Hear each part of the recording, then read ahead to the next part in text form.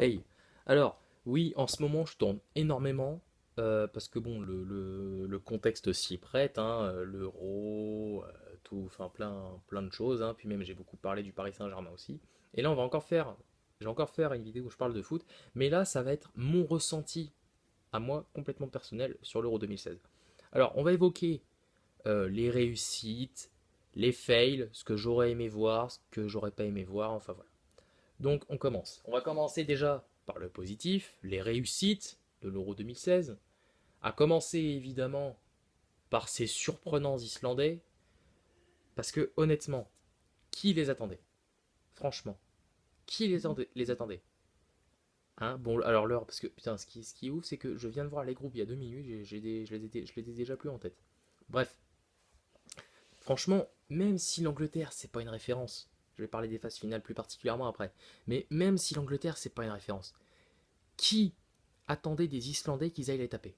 Franchement, levez la main. Je suis tout seul, c'est vrai. Mais enfin, qui, qui attendait que les Islandais aillent taper les Anglais? Hein? Parce que bon, c'est vrai que bon, les Anglais, c'est vrai qu'il y a meilleure référence dans le football européen. Les mecs, ils ont remporté une seule Coupe du Monde et c'était il y a 51 ans. Il y a 50 ans, pardon. Ils n'ont pas remporté un seul euro. Enfin bref, voilà, il y a meilleure référence, mais voilà, c'était quand même quelque chose.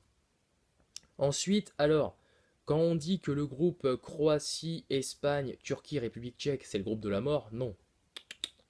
Non, non. Regardez bien le groupe Suède, Irlande, Belgique et...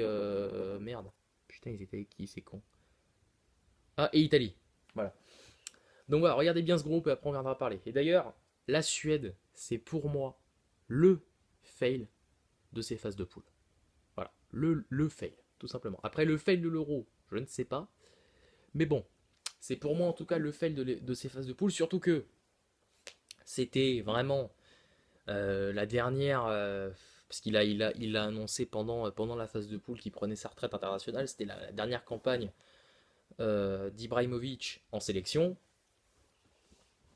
Donc voilà, bon, il avait arrêté sa carrière, enfin il avait arrêté, il était parti du Paris Saint-Germain fin mai, enfin la fin du championnat quoi, mi-mai plutôt.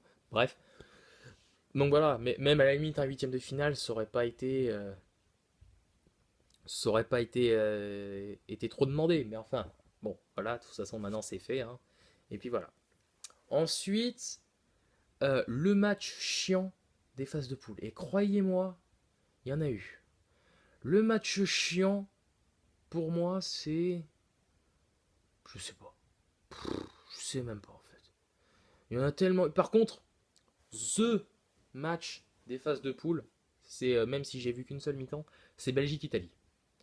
Franchement, bon, de toute façon, après, j'ai vu un résumé, puis j'ai vu que c'était vraiment un bon match. Donc ouais, mais le match chiant des phases de poule, il y a tellement eu de matchs nuls, en fait, c'est simple. Pendant ces phases de poule, je me suis fait chier. Tout simplement.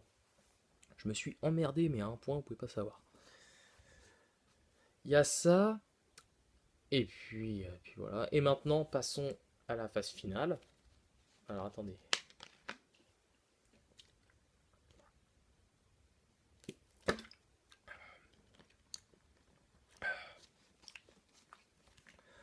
Donc voilà, enfin les phases de poule, j'ai pas grand chose à dire. Si ce n'est assis, puis ce sera pas la première fois que je leur ferai des reproches. Mais alors les Français qui vont taper les Suisses 5-2 à la Coupe du Monde et qui là vont faire match nul, alors même si, alors, de ce que j'ai lu, parce que j'ai pas vu le match, de ce que j'ai lu, ah c'était un beau moment de football, hein.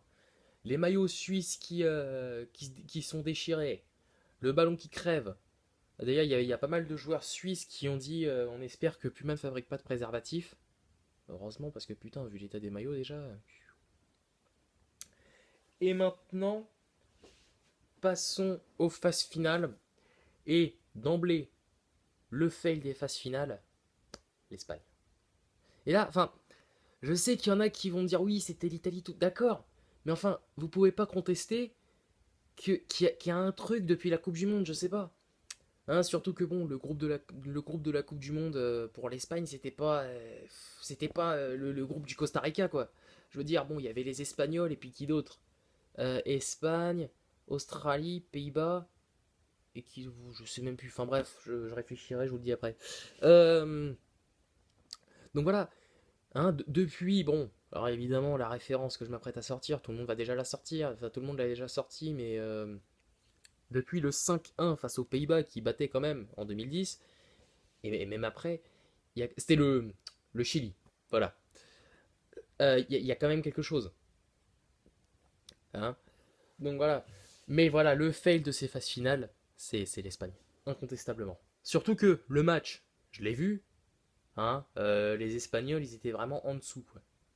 Ça, y a pas à contester. Enfin, voilà, ça c'était les huitièmes de finale. La réussite des huitièmes, il n'y a pas contestation. L'Islande. Après, en quart de finale, bon, est-ce que je dis que ça m'a... Oui, oui, c'est un oui. France-Islande, oui. Oui, c'est du vol. Puis en plus, alors ces mecs, c'est là où ils sont incroyables. C'est que, putain, quand vous menez 5-0, quand tu mènes 5-0, mais putain, mais tu joues à 11 derrière. Tu joues pas libéraux, quoi, je veux dire.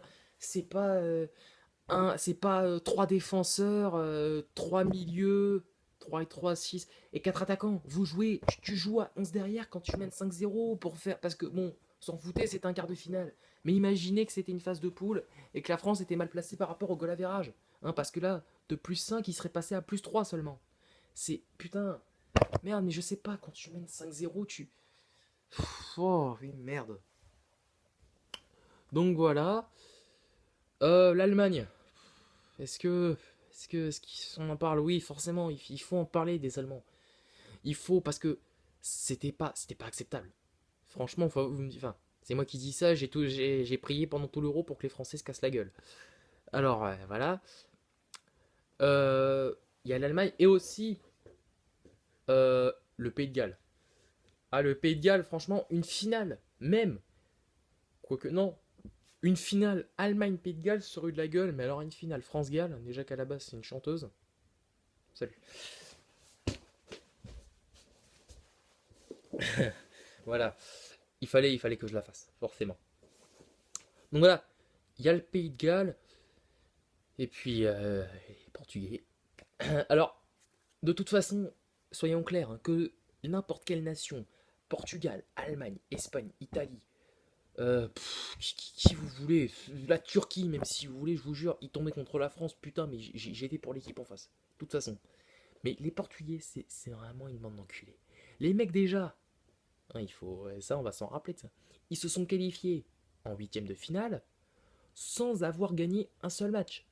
Ils ont fait que des nuls, hein, et ils ont été qualifiés parce qu'ils ont été meilleurs troisième avec je sais plus qui, enfin bref, je vous dirai après. Et jusqu'en demi-finale, ça a toujours été ça. Alors ils ont éliminé qui? Ils ont éliminé la Croatie et je sais plus qui d'autre. En huitième, enfin bref. Et voilà, à part cette victoire face au Pays de Galles, voilà, ils ont rien gagné du tout. Enfin, à part la demi-finale et puis forcément la finale. Hein. Et d'ailleurs, tiens, petite question. Pour vous, alors, vous allez me dire, mais qu'est-ce que tu nous reparles encore de ces matchs? Qu'est-ce que tu nous fais chier? Putain, c'est passé, pense au présent, fils de pute. Non, sérieux. Pour vous, la défaite la plus cruelle de la France, c'est quoi? Alors, je vais vous soumettre quand même quelques choix.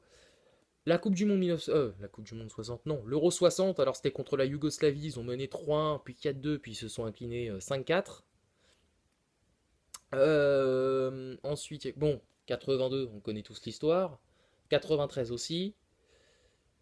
2006, donc pareil, on connaît. Ou la finale d'hier. Voilà, 5 choix. De toute façon, je vous la remettrai en description, puis vous me direz ça, hein, commentez s'il vous plaît. Et puis voilà. Et maintenant, passons à ce que je voulais vous montrer, parce que sur l'équipe, l'application de l'équipe, j'ai fait mon 11 de l'euro. Alors, que j'ai pris en photo parce que je m'en serais pas souvenu.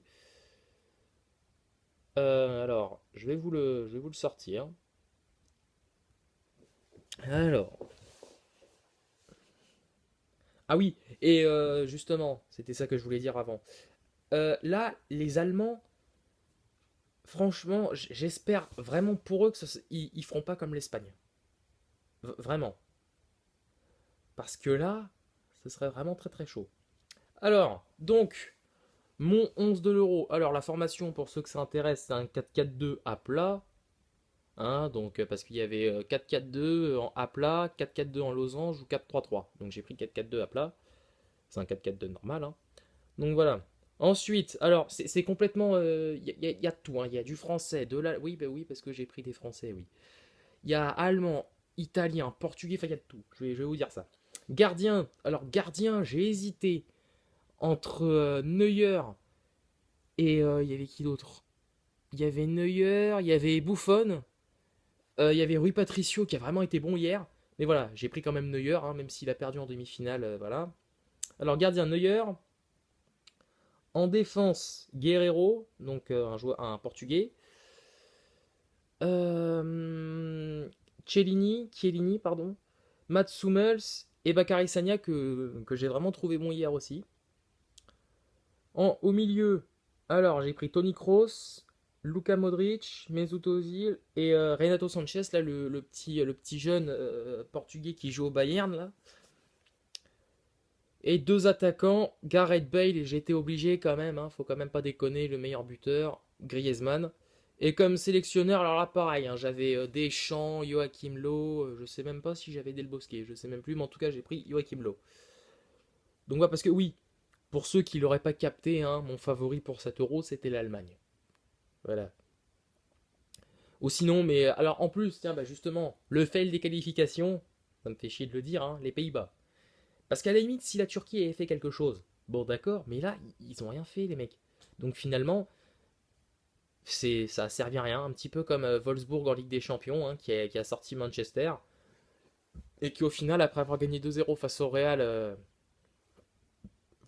s'est fait sortir, hein. Et puis voilà. Voilà, voilà, donc bon, c'était mon Euro 2016 à moi, hein. Mon Euro 2016 à moi, est-ce que ça se dit? Bref. Donc voilà. J'ai quand même vraiment kiffé. Hein, faut pas se le dire. Faut pas se le dire. Ouh, faut pas se mentir, pardon. Et puis voilà, bon. Ah d'ailleurs, est-ce que vous connaissez, parce que bon, je pense que cette photo a fait le tour du monde. Est-ce que... Oula, oula, là, là, putain. Bon, d'accord, j'ai pris trop de temps. Est-ce que vous connaissez la différence entre Griezmann en 2014 et Griezmann en 2016? Non? Bah parce qu'il était en train de chialer. Et la seule différence, c'est le stade de la compétition. En 2014, c'était en quart. En finale, en 2016, c'était la finale. Allez, Banzai!